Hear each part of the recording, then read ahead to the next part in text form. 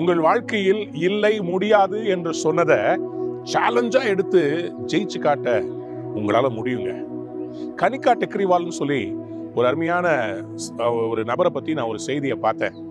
இந்த அம்மா இன்னைக்கு 150 கோடி இருக்கிற பெருமானம் உள்ள ஒரு டர்ன் ஓவர் கம்பெனிக்கு சீஃப் எக்ஸிகியூட்டிவ் ஆஃபீஸரா இருக்கிறாங்க. ஆனா இவங்களுடைய கனவு எப்படி நினைவாச்சு அப்படின்னு சொல்லி பார்க்கும்போது, ஒரு ட்ரெடிஷனல் மார்வாரி குடும்பத்துல இந்த அருமையான சகோதரி பிறந்திருக்கிறாங்க. She was born into a business family. She wanted to become a pilot at the age of 4. சின்ன வயசுல 4 வயசுலயே அவங்க விமானத்தை ஓட்டுகிற ஒரு பைலட்டா மாறணும்னு. பட் அன்பார்ச்சுனேட்லி அவங்க ஃபேமிலி சொன்னாங்க, no, we can't allow you to be that. கெஞ்சி கூத்தாடி அவள் வாலிப பெண்ணா இருக்கும்போது ஏரோநாட்டிக்கல் என்ஜினியரிங் படிக்கிறதுக்காக she got the approval and she was studying there. Strong determination ஒரு ஏர்லைன் ஆரம்பிக்கணும். அப்பதான் பாத்தீங்கன்னா இவங்களுக்கு கேன்சர் வந்திருக்குது. கேன்சர் மரண தருவாயில் இருக்கும் போதும் she fought back the cancer and came back alive. கேன்சர்ல இருந்து வெளியே வந்த உடனே 2012 ஃபர்ஸ்ட் வேலை இவங்க செய்தது என்னன்னு சொன்னா, ஏர்லைன் ஆரம்பிக்க முடியல. ஆனா ஏர்லைனை நீங்க அதாவது ஜெட் சின்ன பிரைவேட் விமானங்கள் இருக்குல்ல, அந்த விமானங்களை நீங்க ஹையருக்கு எடுக்குவதற்கான ஒரு ஆப் ஒன்று செஞ்சாங்க. ஜெட் செட் கோ அப்படின்ற இந்த ஆப்பை ரெடி பண்ணிட்டு அதுக்கு பிறகு கொஞ்சம் கொஞ்சமா அவங்க ஒரு ஜெட்டா வாங்க ஆரம்பிச்சாங்க.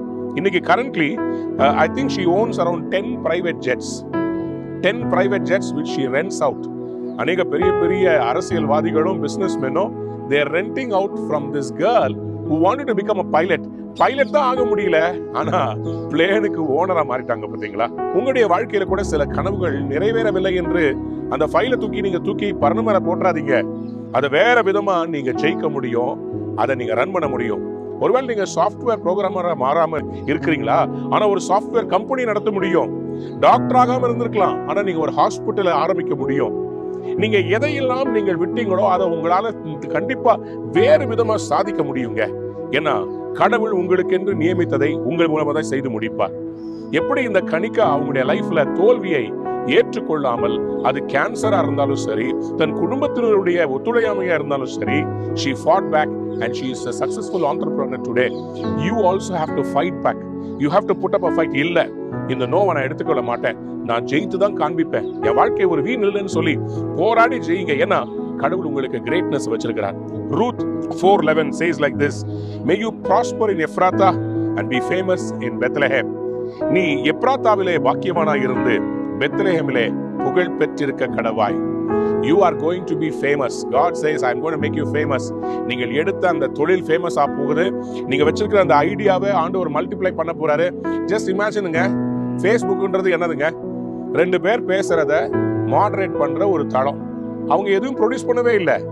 நீங்களும் நானும் உலகத்தோட கம்யூனிகேட் பண்றத அந்த டேட்டாவை எடுத்து வேற கம்பெனிக்கு கொடுத்து அதை காசா மாத்துறாங்க. அவ்வளவுதான். வாட்ஸ்அப் என்னது? நீங்களும் உங்க அம்மாவும் உங்களுடைய ஃப்ரெண்ட்ஸும் நீங்க பேசுறத எல்லாத்துக்கும் ஒரு தளத்தை ஏற்படுத்தி கொடுத்து நீங்க பேசுறத அவங்க ப்ராஃபிட்டபிளா மாத்தி அதுல வாழ்ந்துகிட்டு இருக்கிறாங்க. இதே மாதிரி உங்களுக்கு ஒரு ஐடியாவை கடவுள் கொடுப்பார். Somewhere, somehow, you are going to become famous by the grace of God. Today, God is blessing you. Whatever ideas you have, don't take a no for an answer. You keep moving forward. Let your no's become yes and let your name become popular. God bless you. Have a wonderful day. Amen.